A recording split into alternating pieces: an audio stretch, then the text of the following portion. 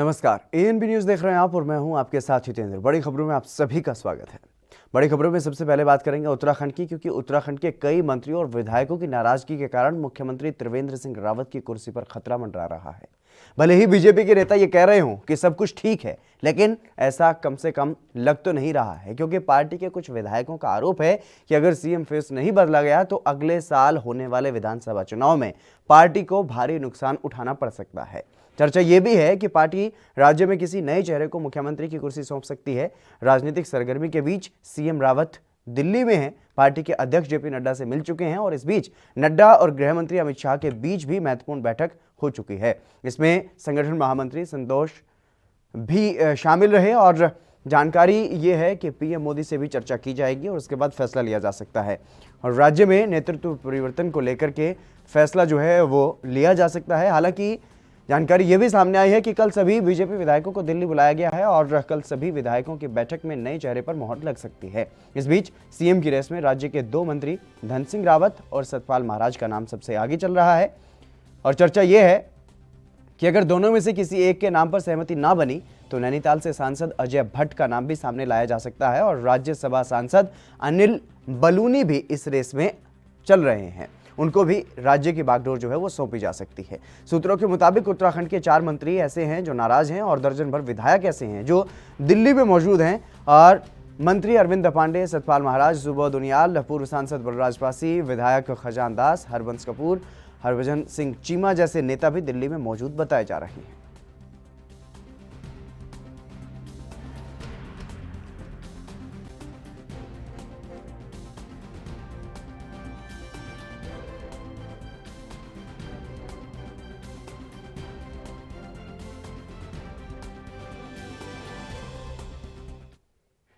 लखपत पटोला हमारे साथ जुड़ गए हैं कांग्रेस से। लखपत जी, आपका स्वागत है एएनबी न्यूज पर। जी नमस्कार। लखपत जी, जिस तरीके से चर्चा पिछले काफी दिनों से हालांकि ये चल रही है कि सीएम बदला जा सकता है उत्तराखंड में और अब ये धीरे धीरे जो तस्वीर है वो साफ होती हुई दिखाई दे रही है। हालांकि आखिरी फैसला क्या कुछ होगा वो देखने वाली बात होगी। कल बीजेपी की बैठक बुला ली गई है दिल्ली में, क्या कुछ लग रहा है आपको? देखिए, ये मुख्यमंत्री बदलते हैं, ये इनका अपना हाईकमान का फैसला है, लेकिन मैं ये जरूर कह सकता हूँ जो 4 साल में इन्होंने उत्तराखंड का नुकसान किया, 4 सालों में 2/3 बहुमत की सरकार कोई भी काम उत्तराखंड के अंदर नहीं कर पाई और आज ये चाह रहे हैं कि हम मुखौटा बदल करके सारे के सारे पाप एक के नाम लगा करके दोबारा 2022 में छलावा प्रदेश के साथ करें। 2017 में जो प्रधानमंत्री और अमित शाह जी ने जो छलावा प्रदेश के साथ किया था वो त्रिवेंद्र सरकार ने पूरे के पूरे देश में, आज आपने एनओसी की रिपोर्ट कहती है कि उत्तराखंड सबसे ज्यादा बेरोजगारी दर पे है। आप जिस तरह की परिस्थितियां इन्होंने बनाई है, कल के रिपोर्ट आई है कि में कहा गया उत्तराखंड स्वास्थ्य व्यवस्था में सबसे पीछे है। इस तरह की जो परिस्थितियां राज्य के लिए बना, मैं ये कह सकता हूँ आज नेतृत्व ये माननीय अमित शाह जी को, माननीय मोदी जी को भी दे रही, तब भी उत्तराखंड में भाजपा अपनी लाश नहीं बचा पाएगी। भाजपा को यहाँ की जनता पूरे प्रदेश में, पूरे देश में भाजपा को उसकी हैसियत दिखाएगी। ये नेतृत्व परिवर्तन करे, चाहे उन्हीं को रखे मुख्यमंत्री, लेकिन जो प्रदेश का नुकसान इन्होंने किया है उसको प्रदेश की जनता नहीं भूल सकती। बिल्कुल। अनिल जी हमारे साथ भारतीय जनता पार्टी से जुड़ गए हैं। अनिल जी, आपका भी स्वागत है एएनबी न्यूज पर। धन्यवाद। अनिल जी, चर्चा में लखपत पटोला जी हमारे साथ जुड़े हुए हैं कांग्रेस से। वो ये कह रहे हैं कि चाहे प्रधानमंत्री नरेंद्र मोदी को कमान दे दी जाए उत्तराखंड की या अमित शाह को दे दी जाए, फिर भी अब लाज नहीं बचेगी बीजेपी की। एक आदमी के सिर पर ठीकरा फोड़ने की कोशिश क्यों कर रहे हैं? देखिए, ऐसा है कि जो बडोला जी कह रहे हैं, ऐसा है कि कांग्रेस पिछली बार इस बुरी तरह हारी है 57 सीट में। कांग्रेस तो इस प्रदेश में कहीं, देश भर में नहीं है तो इस प्रदेश में भी कहीं नहीं है। लेकिन ये है कि ये पार्टी का अपना निर्णय है कि किसको, किस कार्यकर्ता को क्या काम दे। आज भी त्रिवेंद्र जी मुख्यमंत्री हैं और कल अगर कोई बैठक जैसा आप बता रहे हैं बुलाई है, मेरी जानकारी में नहीं है, लेकिन कुल मिलाकर पार्टी अपना फैसला करती है कि किसको संगठन में रहना है, किसको सरकार का नेतृत्व करना है। और निश्चित रूप से त्रिवेंद्र जी ने बहुत अच्छी सरकार चलाई है, 4 साल जीरो टॉलरेंस की सरकार। पिछली बार इनके मुख्यमंत्री जी वीडियो कांड में फंस गए, 2 सीटों पर हार गए, लेकिन त्रिवेंद्र जी ने 4 सालों में एक ईमानदारी की स्वच्छ सरकार चलाई है। 18 मार्च में 4 साल पूरे होने जा रहे हैं। उस कार्यक्रमों की तैयारियों के सिलसिले में लगातार बैठकें चल रही हैं, कार्यक्रम भी होंगे। अब बाकी पार्टी हाईकमान फैसला करता है कि किस कार्यकर्ता को कहाँ काम देना है। अनिल डब्बू आज हल्द्वानी में, कल उनको कहेगा कि बंगाल में चुनाव में जाना है तो मुझे जाना पड़ेगा। तो ये निर्णय तो पार्टी हाईकमान करता है और वो इस परिस्थितियां देखकर निर्णय करता है कि भाई किस किस परिस्थिति के हिसाब से किस कार्यकर्ता का परिस्थितियां कार्य विपरीत जा रही है ना सीएम त्रिवेंद्र रावत के, आप ये कहना चाह रहे हैं? नहीं, परिस्थितियां त्रिवेंद्र की विपरीत नहीं है। त्रिवेंद्र तो शुरू से संगठन के, जब वो उत्तर प्रदेश के सह प्रभारी थे, सबसे ज्यादा सीधे भारतीय जनता पार्टी हुआ दी थी, ऐसा कुछ नहीं है। लेकिन क्या है कि हर एक का अलग अलग है। जगत प्रसाद नड्डा जी एक जमाने में स्वास्थ्य मंत्री थे, आज उनको पार्टी का अध्यक्ष बना दिया। ये दिक्कत नहीं है। दिक्कत है कि आज भी त्रिवेंद्र जी मुख्यमंत्री हैं, 4 साल उनके कार्यकाल के पूरे 18 तारीख को, और बेहतर कार्यकाल रहा है, एक ईमानदार कार्यकाल रहा है, भ्रष्टाचार पे अंकुश लगाया गया है।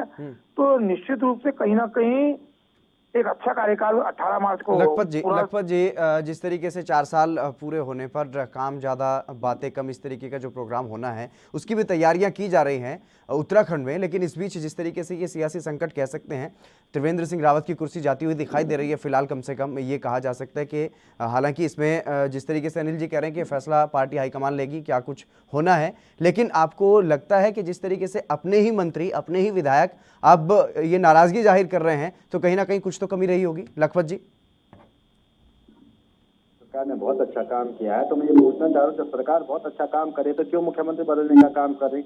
इतना अच्छा ये काम करे कि विधानसभा का जो सत्र था, इस समय बजट सत्र जो सबसे महत्वपूर्ण था, उस सत्र को छोड़ के विधायकों जिस तरह से गैरसैंण से देहरादून बुलाने का काम किया और दिल्ली तलब करने का काम किया, ये बताता है कि किस तरह से यहाँ पे सरकार चल रही, किस तरह से पूरी की पूरी कमान जो दिल्ली से चल रही है, अमित शाह जी और मोदी जी के यहाँ से चल रही, पूरा का पूरा जो प्रदेश की लूट मचा करके दिल्ली पहुंचाने का काम किया जा रहा है, वो एक तो बर्दाश्त करने योग्य नहीं है। दूसरी बात मैं आपसे कहना चाह रहा हूँ, एक इनका कहने का जो ये कह रहे हैं कि उत्तराखंड के अंदर मुख्यमंत्री ने काम किया, मैं ये पूछना चाह रहा हूँ, आज जीडीपी यहाँ पे माइनस हुई है, यहाँ पे स्वास्थ्य पे जो कह की रिपोर्ट है कि शिक्षा में जो यहाँ पे लगभग 1000 स्कूलें इन्होंने बंद करने का काम किया, तमाम तरह की जो परिस्थितियां, सबसे ज्यादा कर्जा लेने वाला राज्य ये है, सबसे ज्यादा एनओसी की रिपोर्ट में बेरोजगारी इस राज्य के अंदर है, तो इतना अच्छा ये काम कर रहे हैं। मैं ये जरूर कह सकता हूँ, जो जुमलेबाजी इन्होंने 2017 में की थी, वो जुमलेबाजी 22 में नहीं चलने का, चाहे अपना चेहरा बदल दे, इनका चाल और चरित्र वही है, केवल चेहरा बदलने से, मुखौटा बदलने से कुछ होने वाला नहीं है। अनिल जी, मुखौटा बदलने से क्या फायदा मिलता हुआ दिखाई दे रहा है आपको? क्योंकि जिस तरीके से आप कह रहे हैं कि सरकार तो सही चली है, लेकिन उसके बावजूद भी अपने मंत्री, अपने विधायक आपके जो हैं वो नाराजगी जाहिर कर रहे हैं, तो कहीं ना कहीं समस्या तो है। अनिल जी, ये तो मीडिया का कयास है। हेलो जी जी जी, ये तो मीडिया का कयास है, कोई नाराजगी जाहिर कर रहे हैं। मुझे तो कहीं तक भी किसी विधायक का अखबार में बयान नहीं आया। अगर आया होता तो पार्टी हाईकमान उस पर फैसला करता। कोई नाराजगी नहीं है। समय समय पर कभी कार्यकर्ता को कोई काम, कभी कार्यकर्ता को कोई काम, सब कार्यकर्ता है। सर समय समय पर विधायक भी ये कहते रहे हैं कि अधिकारी बात नहीं सुनते। नहीं, अब कैसा है, किसी अधिकारी ने कई बात नहीं सुनी होगी तो उन्होंने माननीय मुख्यमंत्री तक बात पहुंचा दी होगी। अब अधिकारियों का तो क्या है कि कभी कभी कई विभिन्न मिजाज के अधिकारी होते हैं। अब वो पता लगा किसी अधिकारी ने किसी से मिसबिहेव कर दिया, तो अब विधायक उसे मारेगा तो नहीं। अपनी सरकार न्यायपूर्ण तरीके से मुख्यमंत्री तक पहुंचाएगा, मुख्यमंत्री अधिकारी को टाइट किया हुआ है, हटाया होगा। तो लेकिन कुल मिलाकर भारतीय जनता पार्टी के विधायक जनहित की जो भी बात करते हैं उसको अधिकारी सुनते हैं। माननीय मुख्यमंत्री जी ने भी कहा है कि अधिकारी उस बात को सुने और जनता के साथ न्यायपूर्ण काम करें। तो बाकी किस कार्यकर्ता को, इससे पहले हमारे त्रिवेंद्र जी से पहले नित्यानंद स्वामी मुख्यमंत्री रहे, आदरणीय कोश्यारी जी मुख्यमंत्री रहे, खंडूरी जी रहे, निशंक जी रहे। ये तो हाईकमान का फैसला होता है कि किस कार्यकर्ता को क्या काम करना है। और वर्तमान सरकार, भारतीय जनता पार्टी की सरकार जो है वो व्यक्ति आधारित नहीं है। व्यक्ति कोई हो, सरकार नरेंद्र मोदी जी ईमानदार है तो निजी तक ईमानदारी से काम करेगी, जनता के हित में काम करेगी। व्यक्ति कोई भी हो, चेहरा कोई भी हो, इसका कोई असर नहीं पड़ता है। भारतीय जनता पार्टी का नेतृत्व, भारतीय जनता पार्टी के विधायक ईमानदारी के साथ जनता की सेवा का संकल्प लेते हैं। ये भारतीय जनता पार्टी का सिद्धांत है और सिद्धांत के अनुरूप काम करते हैं। जी लखपत जी, पार्टी अपने सिद्धांतों के हिसाब से काम कर रही है, लेकिन अगर अधिकारी बात नहीं मानते और विधायक या फिर मंत्री इस बात की अगर शिकायत करते हैं, तो क्या आपको कुछ ऐसा दिखाई दे रहा है कि कोई कार्रवाई किसी अधिकारी पे हुई हो अभी तक? इनका सिद्धांत कितना मान्य रखता है मान्यवर? उत्तराखंड जैसे छोटे राज्य में इन्होंने 7 मुख्यमंत्री देने का काम कर दिया। लगातार मुख्यमंत्री पे मुख्यमंत्री बदलने का काम इन्होंने किया है। पहली बात है। दूसरी बात ये कह रहे हैं कि हाईकमान तय करता है किसको मुख्यमंत्री बनाना चाहिए। सिर्फ मुख्यमंत्री बनाने से असर नहीं पड़ता है कौन मुख्यमंत्री बनेगा, तो क्यों मुख्यमंत्री बनाया जा रहा है? जैसे इन्होंने कैबिनेट को खाली छोड़ रखा, आप बताओ 2/3 बहुमत की सरकार इतना फैसला लेने में सक्षम नहीं कि मैं कैबिनेट को भर पाऊं, और कैबिनेट की 1/3 सीटें आज तक खाली पड़ी हुई 4 साल होने के बाद, क्या प्रदेश का नुकसान नहीं हो रहा था? पहली बात। दूसरी बात मैं आपसे पूछना चाह रहा हूँ, ये डबल इंजन की बात करते हैं, एक डिजिट में कोई काम बताएं कि उत्तराखंड के अंदर इन्होंने अच्छा काम किया है। मुख्यमंत्री जी जो स्लोगन दे रहे हैं कि बातें कम और काम ज्यादा, सबसे ज्यादा प्रचार आपको जानते हर टीवी चैनलों पे हजारों लाखों करोड़ रुपए इस प्रचार के लिए किया जा, यदि काम किया जा रहा है तो प्रचार करने की क्या जरूरत हो रही है? तो आपको ये स्लोगन देने की जरूरत, और इस स्लोगन को केवल चलाने के लिए पूरे प्रदेश में पोस्टर बैनर से लेकर जितने भी प्रिंट मीडिया, इलेक्ट्रिक मीडिया, सबको पट्टे पड़े हैं। करोड़ों लाखों इस प्रदेश का पैसा पानी की तरह बहाया जा रहा है अपने प्रचार में, और स्लोगन दिया जा रहा है कि बातें कम काम ज्यादा। बिल्कुल बिल्कुल। अनिल जी आपसे एक आखिरी प्रतिक्रिया चाहूंगा, क्या सीएम को अपनी कैबिनेट का विस्तार करने की भी आजादी नहीं दी गई पार्टी की तरफ से, अगर सीएम बनाया गया है तो? देखिए ऐसा है साहब, कांग्रेस के जमाने में तो सारे लोग मंत्री बन जाते थे। जब अटल बिहारी वाजपेयी जी की सरकार आई तो उन्होंने कहा कि भाई मंत्री भी एक निर्धारित संख्या में होने चाहिए। ये ठीक है कि 12 मंत्री होने चाहिए, लेकिन कभी कभी क्या है कि अति चीजों से बचकर अगर सरकार बढ़िया काम कर रही है तो कोई जरूरी भी नहीं है कि सारे मंत्री बनाए जाए। झारखंड में 10 मंत्रियों से काम हुआ, अभी भी केंद्र में इतने मंत्री नहीं है। ऐसा नहीं है, ये ठीक है कि डिस्ट्रीब्यूशन पावर का जितना ज्यादा होगा वो नजदीक तक पहुंचेगा, लेकिन कभी कभी परिस्थिति ऐसी होती है। अब लेकिन ये भी धन का दुरुपयोग रोकने के लिए किया गया। अटल जी ने इस कानून को लाया था कि भाई इतने % मंत्री होंगे, नहीं तो प्रारंभ में तो कांग्रेस ने जिसको आए 90 उत्तर प्रदेश में 200 300 मंत्री हो जाते थे। तो इस चीज को रोकने के लिए और हमारी सरकार मितव्ययिता के साथ काम करती है। और जहां तक ये कहते हैं कि काम नहीं हुआ, अब कितने कामों को गिराया जाए। तब इस सड़कों का इतना निर्माण हो रहा है, नेशनल हाईवे का निर्माण हो रहा है, रेलवे का निर्माण हो रहा है, और इतने काम हो गए हैं जमीन पर कि इनके पास संख्याओं की कमी है। अब यह है कि चूंकि विपक्ष का काम है, अगर पता लगा 10 काम हो गए, एक में जरा सा काम रुक गया, संसाधनों में काम करने पड़ते हैं। चलिए बहुत शुक्रिया अनिल जी मेरे साथ जुड़ने के लिए। लखपत जी बहुत शुक्रिया आपका भी मेरे साथ जुड़ने के लिए। लेकिन फिलहाल जो दिखाई दे रहा है उत्तराखंड में सीएम त्रिवेंद्र सिंह रावत की कुर्सी जो है वो जाती हुई दिखाई दे रही है, लेकिन अभी तक साफ नहीं है, क्योंकि विधायकों को दिल्ली बुलाया गया है और वहां पर विधायकों की बैठक में ही आखिरी फैसला जो है वो लिया जा सकता है। चलिए बढ़ेंगे अगली खबर की तरफ। बंगाल में विधानसभा चुनाव से पहले सियासी भूचाल सा आया हुआ है। पश्चिम बंगाल में सियासी उथल पुथल का दौर जारी है, और खास बात यह है कि ममता बनर्जी की पार्टी तृणमूल कांग्रेस को छोड़ने वाले लगभग सभी नेता बीजेपी ज्वाइन कर रहे हैं। अब टीएमसी को आज फिर से झटका लगा जब उनके 5 विधायक बीजेपी में शामिल हो गए। बता दें कि टीएमसी विधायक सोनाली गुहा, दीपेंदु बिस्वास, रविंद्रनाथ भट्टाचार्य और लहरी और हबीबपुर से टीएमसी प्रत्याशी सरला मुर्मू भी बीजेपी में शामिल हो गई। पश्चिम बंगाल बीजेपी के अध्यक्ष दिलीप घोष, बीजेपी नेता शुवेंदु अधिकारी और मुकुल राय की मौजूदगी में उन्होंने बीजेपी का दामन थामा है, और पिछले करीब 3 महीने से टीएमसी के खेमे में खलबली सी मची हुई है।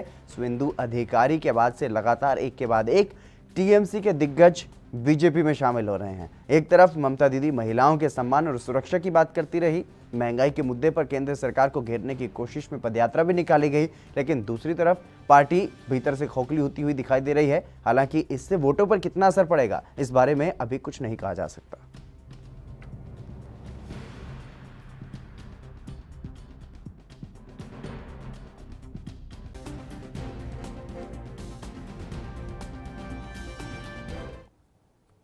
संदीप चौधरी राजनीतिक विश्लेषक हैं, हमारे साथ जुड़ गए हैं। संदीप जी आपका स्वागत है एनबी न्यूज पर।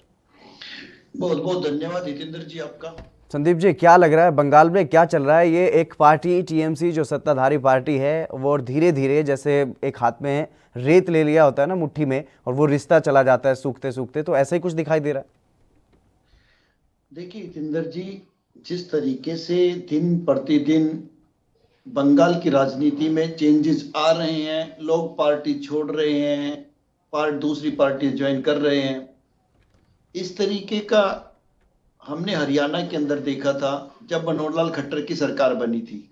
उसके पहले बीजेपी के केवल 3 विधायक थे, और जो आज की तारीख में कैलाश विजयवर्गीय जी हैं वो यहाँ के इलेक्शन पर भारी थे, और उनका ये रिजल्ट देखते हुए उनको बंगाल के अंदर जिम्मेदारी दी गई है। और आपको बता दूं, सबका एक टाइम होता है, कोई 1 साल पहले इलेक्शन मोड में आ जाता है, कोई 6 महीने पहले, कोई 2 साल पहले। कैलाश विजयवर्गीय जी 5 साल के पहले से बंगाल पर काम कर रहे थे, बंगाल की तैयारी कर चुके थे, और अब उनका कितना उन्होंने वहां पे काम किया वो चीज दिखने लगी है। जिस तरीके से उन्होंने वहां लोगों को तोड़ा है, अपनी पार्टी को, संगठन को मजबूत बनाया है, तो ममता के लिए बहुत बड़ा चैलेंज है। और मुझे नहीं लगता जिस तरीके से ये चीजें चल रही हैं, एक टाइम ऐसा आएगा हितेंद्र जी, बल्कि आ गया है, जो मेन फेस थे आज टीएमसी के अंदर, शुभेंदु अधिकारी जैसे लोग, जो आधे टीएमसी थे, आधे में अगर ममता जी थी, वो आज भारतीय जनता पार्टी के अंदर आ चुके हैं, लगातार सांसद ज्वाइन कर रहे हैं। बड़े बड़े जो वहां के फेस हैं, मिथुन चक्रवर्ती जैसे लोग बीजेपी को ज्वाइन कर रहे हैं। तो मुझे लगता है कैलाश विजयवर्गीय जी ने अपना बड़ा खेल जो राजनीति का होता है वो बंगाल के अंदर कर दिया है। लेकिन जो बड़े नेता ज़रूर टीएमसी छोड़ करके बीजेपी में आ रहे हैं, लेकिन जो वहाँ पर जो स्थिति देखने को मिल रही है, जो रैलियों में स्थिति देखने को मिल रही है, चाहे वो ममता बनर्जी की रैली हो या फिर बीजेपी के बड़े नेता प्रधानमंत्री मोदी, अमित शाह या जेपी नड्डा की रैली हो, वहाँ पर अगर भीड़ की बात की जाए तो लगभग बराबर से दिखाई देती है। क्या वोट भी ये नेता अपने साथ लेकर के बड़ी संख्या में, जिस तरीके से जिताऊ वोट अगर कहा जाए, क्या उतने वोट ये लेकर के आ रहे हैं ये लोग? देखिए हितेंद्र जी, इन चीजों को समझने की जरूरत है। करीब 27% मुस्लिम है वहां पे, और वहां पे ध्रुवीकरण भी हो चुका है वोट बैंक का। और जहां तक रैली की बात है, आपने हरियाणा के अंदर देखा होगा, जो चौटाला परिवार कोई प्रोग्राम करता है तो उसमें कितनी भयंकर भीड़ उमड़ती है, आपको मालूम होगा। तो ये चीजें मैटर नहीं करेंगी आज की तारीख में, क्योंकि पेड वर्कर्स भी होते हैं, जब ध्रुवीकरण हो जाता है तब इस तरीके। लेकिन जो इंपॉर्टेंट चीज है वो ये है कि जिस तरीके से बीजेपी का वहां पे आधार नहीं था, जनाधार नहीं था, इन्होंने अपना वहां पे बेस बनाया है। और अगर ये वहां पे पब्लिक इकट्ठी कर रहे हैं, इनको सुनने के लिए लोग आ रहे हैं, इनको देखने के लिए लोग आ रहे हैं, ये चीजें मैटर करती है। और हमने वहां देखा है, मैं बीच में गया भी था बंगाल, तो वहां के लोगों के दिमाग में एक चीज आ चुकी है कि हमें चेंज चाहिए, हमें बदलाव चाहिए। तो अब देखना ये होगा कि ये बदलाव और ये चेंज क्या हकीकत में वहां की जनता करने पर उतारू है। लेकिन ममता बनर्जी की जो फिलहाल रणनीति दिखाई दे रही है, वो केंद्र सरकार को घेरने की पूरी कोशिश कर रही हैं। महंगाई के खिलाफ उन्होंने हल्ला बोला, और खासतौर पर जो महिला की जो बात की जा रही है, क्योंकि आज अंतर्राष्ट्रीय महिला दिवस भी है, और महिला की सुरक्षा की बात वो कर रही हैं, और जितनी भी महिलाएं हैं बंगाल की, उनको वो अपने पक्ष में करने की कोशिश कर रहे हैं। ये रणनीति उनकी कितनी कामयाब रह सकती है? देखिए हितेंद्र जी, बात बिल्कुल आपकी सही है। आज इंटरनेशनल वुमेन्स डे है, इसकी भी मैं सभी को बधाई देता हूं आपके चैनल के माध्यम से।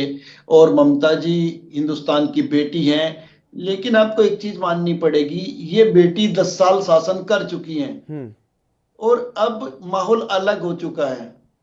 महिलाएं, ऐसा नहीं है कि ममता के साथ है, महिलाएं बीजेपी में भी है, बीजेपी की बहुत बड़ी कोर कमेटी है, वहां पे महिलाओं की महिला मोर्चा है पूरा।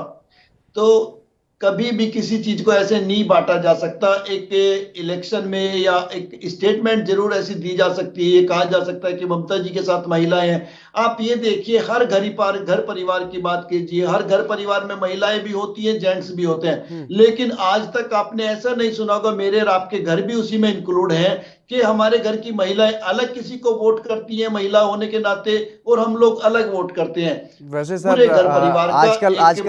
आजकल ये जो तौर तरीका वो बदल गया है, आजकल ऐसा होने लगा है, कई जगहों पर ऐसा देखने को मिलता है। देखिए, कोई रेयर केसेस हो सकते हैं उदाहरण देने के लिए, हालांकि ज्यादातर आपकी बात सही है, ज्यादातर तबका जो है वो ऐसे ही चलता है जहां परिवार का मुखिया कह देता है। ग्रामीण क्षेत्र में अगर बात की जाए तो खासतौर पर जहां परिवार के मुखिया ने कह दिया, भले ही हम सहमत हैं या नहीं है, वहीं पर वोट किया जाता है। लेकिन ये मुझे लगता है लोकतंत्र में शायद सही नहीं है। लोगों को अब और जागरूक होना पड़ेगा, अपनी पसंद से अपना नेता चुनना पड़ेगा। देखिए हितेंद्र जी, सही तो ये है कि आप कितने इकट्ठे हैं। अगर घर परिवार में, चूंकि सब लोग पॉलिटिशियन नहीं है, अगर मेरे घर में 10 लोग हैं और हम लोग अपने काम धंधे में लगे, हमें मतलब नहीं है कौन सीएम बनने वाला है, कौन पीएम बनने वाला है। मैटर करता है जो हमारे घर का मुखिया है वो किसके साथ जुड़ा हुआ है। अगर कल हमें कोई प्रॉब्लम आती है, वो किसके पास जाएगा अपने काम कराने के लिए। हो सकता है उसको कभी पुलिस की जरूरत पड़ जाए, तो वो कौन से नेता के पास जाएगा, किसके साथ उसका संपर्क है। तो मैटर करता है वोटर का संपर्क वाकई किस नेता से है, किस पार्टी से है। अगर उसके ऊपर कभी कोई मुसीबत आती है तो वो क्यों, किसके साथ खड़ा होगा। तो इसलिए घर के मुखिया की ही च्वाइस होती है कि जहां घर का मुखिया कहता है वहां परिवार वोट करता है। तो यही कुछ देखने को मिलेगा बंगाल में, मतलब जिस तरीके से ये कहा जा रहा है कि अमित शाह की तरफ से भी एक घोषणा की गई थी कि चुनाव आते आते जो टीएमसी है, टीएमसी में सिर्फ ममता दीदी रह जाएंगी, बाकी सब आ जाएंगे। देखिए हितेंद्र जी, ये चीजें हमें दिखाई देने लगी है आज की तारीख में। आप उंगलियों पर नाम गिनवा सकते हैं कितने लोग हैं जो पिछले 6 महीने में या 1 साल में टीएमसी को छोड़ चुके हैं और लगातार बीजेपी की तरफ उनका फ्लो बना हुआ है और इससे इलेक्शन का माहौल बन जाता है। आप देखिए अभी जैसे जैसे आगे चीजें शुरू होंगी तो आप और हम लोग टीवी पर चर्चा करेंगे कि नेता बैठकर ऐसी बातें बोलेंगे कि जब कोई जहाज डूबने लगता है तो सवारी उसमें से उतरकर भागने लगती है। ये चीजें हमें सुनने को मिलेंगे और इनसे दूसरी पार्टी का, टीएमसी का कहीं ना कहीं जो इमेज है वो डाउन होता है। हालांकि हितेंद्र जी, ममता बनर्जी खतरों की खिलाड़ी है, वो सिचुएशन से निपटना भी जानती है और हर कंडीशन में लड़ना भी जानती है। बिल्कुल, तो हालांकि अब देखना होगा कि अब आखिर किस तक तरीके से लड़ेगी। वो अपना खेल आगे बढ़ाएंगे और क्या कुछ होगा। बहुत बहुत शुक्रिया संदीप जी हमारे साथ जुड़ने के लिए, तमाम महत्वपूर्ण बातचीत करने के लिए। चलिए बढ़ेंगे अगली खबर की तरफ। अंतर्राष्ट्रीय महिला दिवस पर विशेष रूप से हमने आपको कई सशक्त महिलाओं से रूबरू करवाया है और एक ऐसी ही महिला जो न केवल खुद एक उदाहरण है बल्कि दूसरी महिलाओं के लिए भी काम कर रहे हैं, अरविंदो यूनिवर्सिटी की कुलाधिपति मंजू भंडारी। उनसे भी हमारे संवाददाता गणेश तिवारी ने खास बातचीत की है, सुनिए।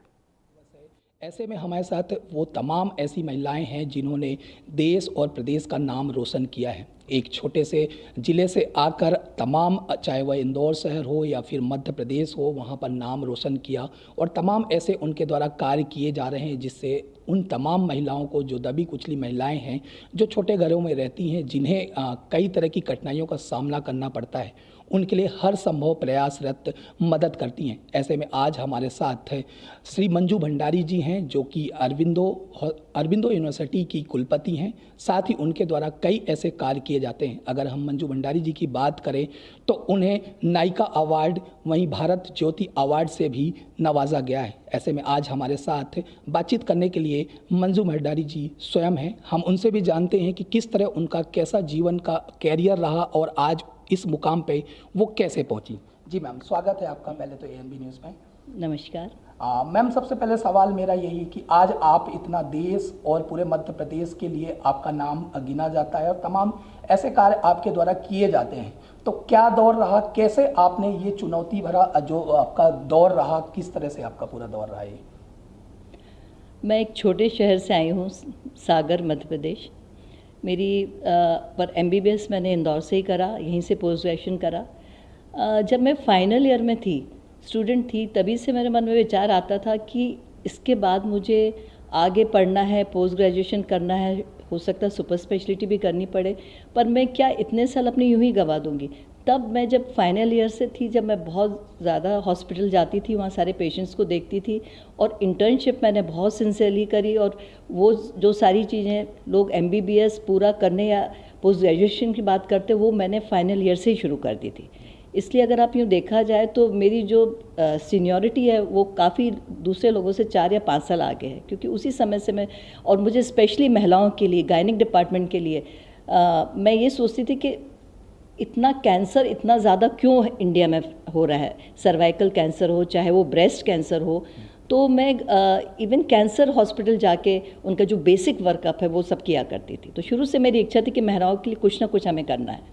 तमाम ऐसी महिलाओं से आप रूबरू होती होंगी जो आपको कई कठिनाइयों, समस्याओं को बारे में भी बताती होंगी, तो उनके प्रति जो दबी कुचली महिलाएं हैं उन्हें प्रोत्साहित करने का भी आपने बीड़ा उठा रखा है और आप लगातार उठाती भी हैं, ऐसे ही बीड़ा उठाती हैं। तो सरकार से आप क्या अपील करती हैं कि ऐसे जो महिलाओं के लिए जो सरकार भी लगातार प्रयासरत है और सरकार भी लगातार बोलती कि महिलाओं को समान अधिकार देंगी, पर कहीं ना कहीं फिर भी आज महिलाओं को दबाया जाता है, कुचला जाता है, या फिर तमाम तरह की आपराधिक किस्म की, चाहे वो बलात्कार हों, ऐसे बहुत सारे केसेस सामने आते हैं, तो उस विषय पे आप क्या बोलना चाहेंगी? वैसे अगर मैं बोलूं तो शिवराज जो सरकार है, इन्होंने तो पूरा बीड़ा उठा रखा है कि महिलाओं को जितना प्रोत्साहन दे, तो मैं तो बहुत अच्छा समझती हूँ कि ये सरकार इतना ज़्यादा महिलाओं का ध्यान रखती। पर ये जो चीज़ें जो हो रही हैं, जो अपन आए दिन सुनते हैं, जैसे मन बहुत ख़राब होता है, ये काफ़ी नीचे स्तर के लोग में होते हैं। पर जब लोगों में अवेयरनेस आ जाएगी तो मेरे को लगता है धीरे धीरे ये चीज़ें सब बंद हो जाएंगी। सरकार अपना पूरा बीड़ा उठा रहा, और बाकी सब लोग इतने मोटिवेटेड हो रहे हैं उस सरकार से, सब अपने अपने स्टेट पे सब अच्छा काम कर रहे हैं। तो ये तो थी हमारे साथ अरबिंदो यूनिवर्सिटी की कुलपति श्रीमती मंजू भंडारी जी थी। तमाम उनके द्वारा महिलाओं के लिए कार्य किए जाते हैं और सभी कार्य जो है महिलाओं के लिए निःशुल्क किए जाते हैं। महिलाओं को सुसज्जित और सुदृढ़ बनाने के लिए उनके लगातार उनके द्वारा ऐसे कई कार्य किए जा रहे हैं। साथ ही उन्होंने यह भी बताया है कि जो महिलाओं को आज असमानता और भेदभाव किया जाता है उसको भी दूर करने के लिए उन्होंने भी मुख्यमंत्री शिवराज सिंह चौहान सरकार के साथ साथ उन्होंने स्वयं बीड़ा उठा रखा है। साथ ही अगर बात करें तो स्वयं मंजू भंडारी जी जो हैं उनको भारत ज्योति अवार्ड और तमाम नायिका अवार्ड से भी सुसज्जित किया गया, सम्मानित किया गया है। एनबी न्यूज़ के लिए अनिल चौधरी के साथ गणेश तिवारी की रिपोर्ट। चलिए बुलेटिन में बस इतना ही। आप बने रहिए एएनबी न्यूज़ के साथ।